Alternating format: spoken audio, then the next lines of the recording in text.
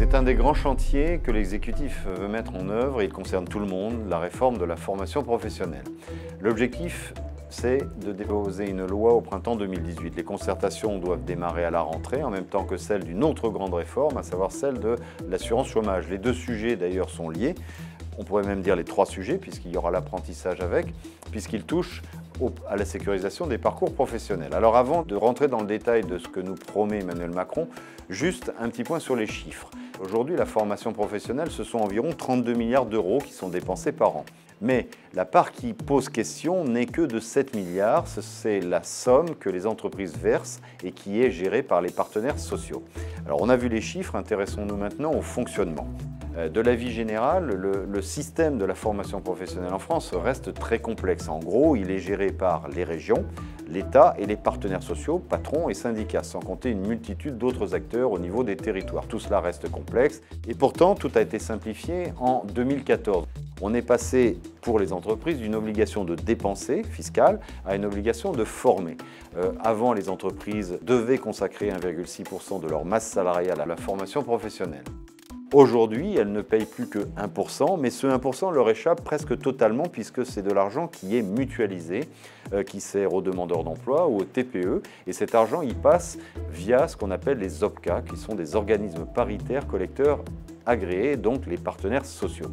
Autre pilier important de la réforme de 2014, la création du CPF, le compte personnel de formation, qui est crédité en heures et qui est attaché à toute personne, quel que soit son parcours professionnel.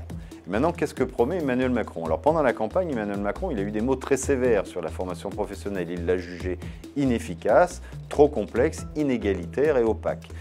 Si on en juge sur ce qui a été dit durant le programme, eh bien l'idée, c'est de miser à fond sur le CPF, sur lequel serait basculée progressivement la totalité du 1% que payent les entreprises.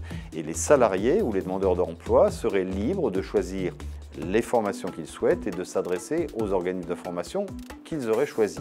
Donc en filigrane, on comprend de ce projet qu'il y a une désintermédiation du rôle des OPCA, donc des partenaires sociaux, et qui rappelle en fait le projet d'Emmanuel Macron pour l'assurance chômage, puisque le président de la République avait promis durant sa campagne une reprise en main de l'UNEDIC par l'État. Seulement tout ne peut pas reposer sur le CPF et on ne peut pas se passer comme ça d'intermédiaires.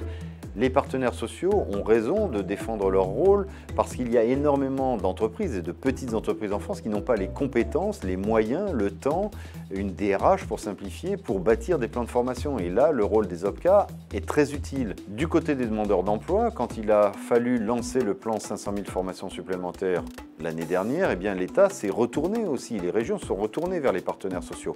Alors ces derniers ont bien compris qu'ils allaient être questionnés, que leur valeur ajoutée allait être questionnée. Ils ont décidé de prendre les devants et ils ont décidé de lancer une étude pour démontrer que, chiffre à l'appui, quand on leur confie 1 € en formation professionnelle, eh bien la collectivité en récupère beaucoup plus.